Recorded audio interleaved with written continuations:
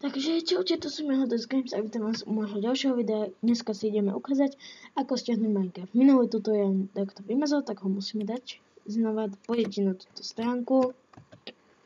Popis videa ako vždy. Počkať. Ctrl 2. Enter. Poď.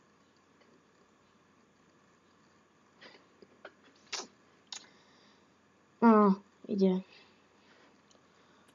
Má to 2 mega, ale bude to zaheslované a heslo máte v popisu videa, takže si ho pozrite potom. Máte stiahnuť, opíšete kód. A tento tutoriál chcem venovať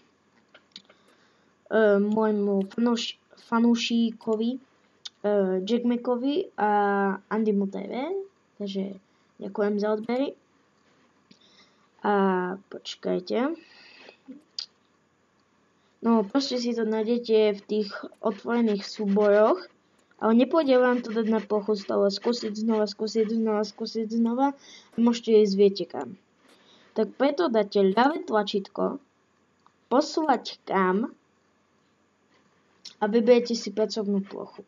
Sem sa vám to dá kde urobí, sem. Vám si to dáte hore. A máte Minecraft. Stačí ho zapnúť. Poď.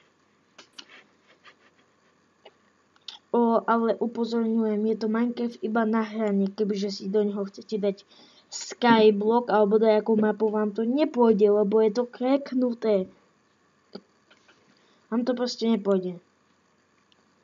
Potrebovali by ste dať čo iné, aby ste to mohli urobiť. No, sa môžete napísať kľudne aj kráva. Dajte play, vyberte si verziu, to je jedno.